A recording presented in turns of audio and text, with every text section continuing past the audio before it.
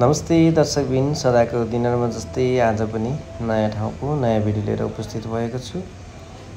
आज भने नयाँ ठाउँ अन्तर्गत मेरो आफ्नै जन्म ठाउँ, म जन्मेको ठाउँ, म खेलेको, म हुर्केको ठाउँको भिडियो देखाउन गइरहेको छु। अहिले दसैँ बिदामा म गाउँ आएको थिएँ र गाउँको परिवेश तपाईहरुलाई पनि अलिकति देखाउने कोसिस गर्नेछु। भिडियोलाई अन्तिमसम्म हेरेर साथ दिन नभुल्नुहोला है त।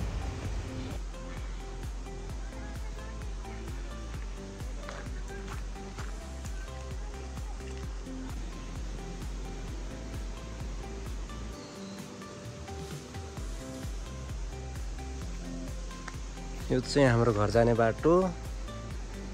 यहाँनिर बयार पनि छ, बयार फल्दैछ, बयार। यहाँ पुरै धान खेती, धान। अनि त्यसपछि यो चाहिँ बेलाउती लटरम है, बेलाउती लटरमै छ बेलाउती। लेर गाइज कति खाने हो यो दसैँमा बेलाउती? ल हेर्नु यहाँ खुर्सानी परेछ।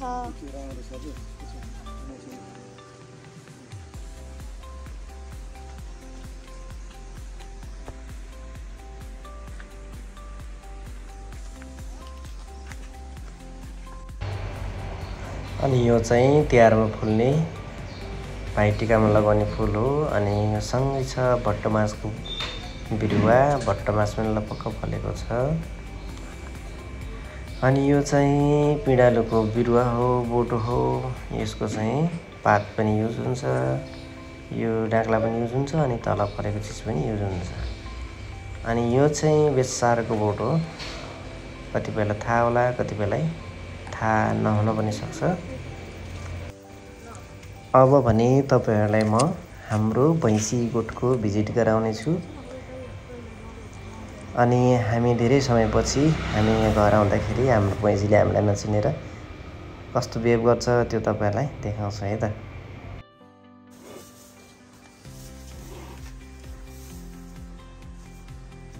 तेरो छोराको खिच्दिउँ न। बाख्री पनि डन हो क्या यहाँ फेरि।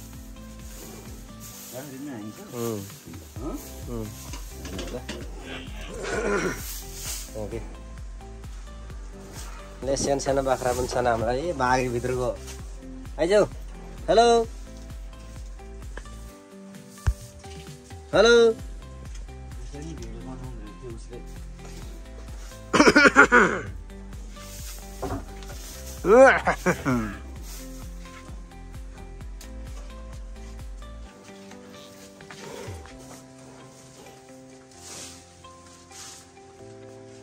तैँले पनि हान्छस्, तैँले पनि हान्छस्।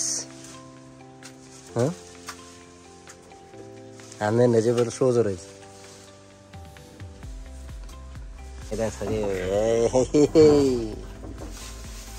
उदे ल ल ल ल तेरो छोरो छोइदिन्छु। ल ल तेरो छोरो छोइदिन्छु। ल इ ल ल ल ल ल के हो कन्ताहरू? यो पनि डन हो क्या। या आइ तेरी मेटिङ आइ। ल फेरि ल हान्दिउ। साइड कर, साइड कर।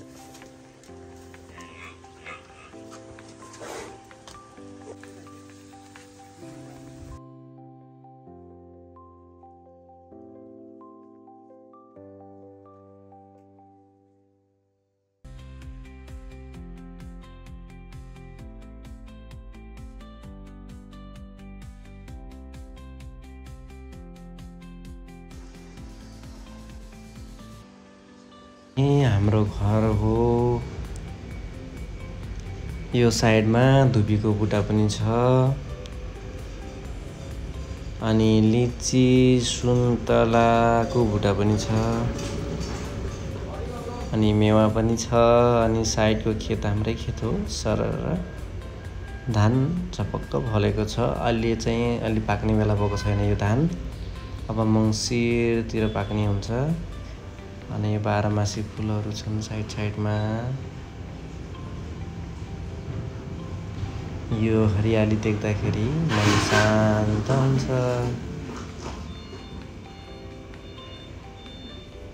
यो दसैँको बेला भएर पनि धेरै रमाइलो भएको हो यो। यी धानहरू पाक्ने बेला भएको हुन्। अबको करिब 1 महिना 2 महिनामा सबै पाक्ने बेला पाक्ने हुन्छ, पाक्छ। भएन नान अनि दुधै नदिलिन्छ।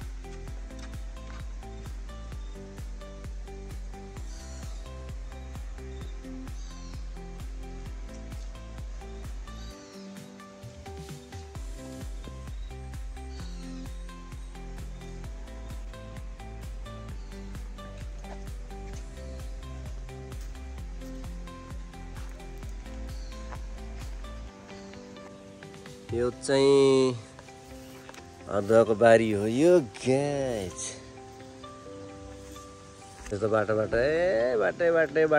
यहाँ टमाटरको बिरुवा र टमाटरको रुख बोट। अब यो चाहिँ पाक्ने तयारीमा छ। यसलाई अलि ठुलो भएपछि पाकिहाल्छ। एकछिनपछि दसैँलाई खाना भइहाल्छ गाइस। अनि यतातिर झन् ठुलो रहेछ। ल आमामा हेर त यी ल खतरनाक। यो चाहिँ केराको बोट, केराको थम्बा।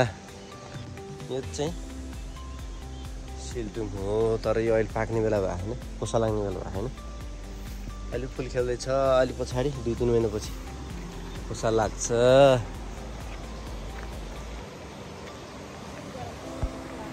यो पहिला हामी गोरु चराउने ठाउँ हो। अहिले पुरै झाडी भएछ, झाडी छ। सिस्नो यति ठुलो बोट छ सिस्नोको।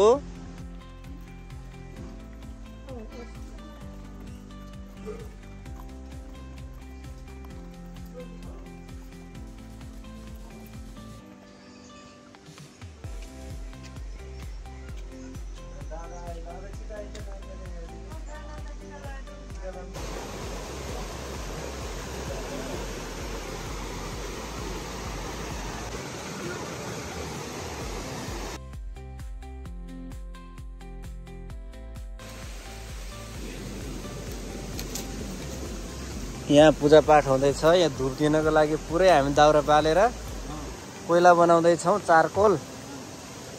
अनि यहाँ चाहिँ पूजा गर्ने मन्दिर बन्दैछ। हेर यहाँ लिपपोत गरेर पुरै होइन पूजाआजा हुँदैछ यहाँनिर।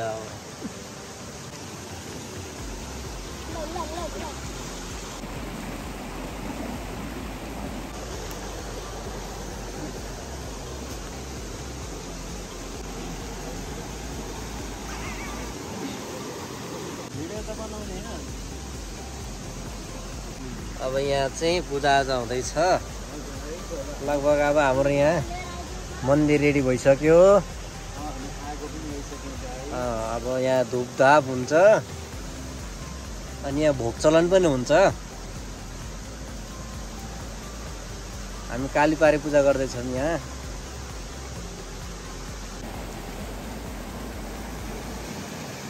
यो बाँस चाहिँ हाम्रो बाजेले रोपेको हो। अहिले बाजे मरेको कति वर्ष हो कान्छ?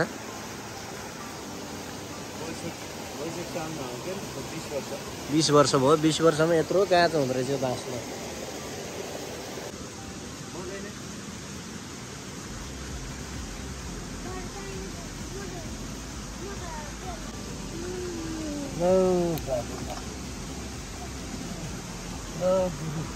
कालीपारे बाजे बजेको गुर भनेर तिमीले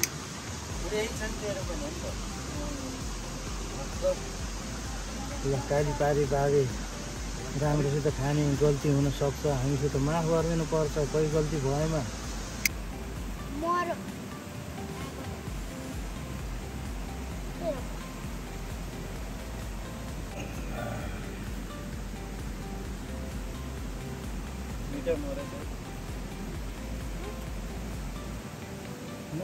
त्यो त बाल्ने हो नि त, साँझ छ नि त्यतिकै।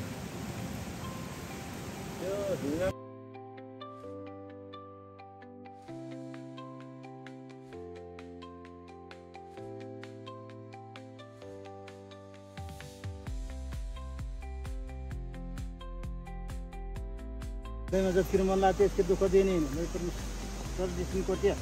गुरुबा तपाईँले रक्षा गरेर सबैलाई आफ्नो मानमा राखेर थानमा राखेर खुवाउन सिकाउनु पर्छ। सबै कुरा मान थानमा बस्नुपर्छ।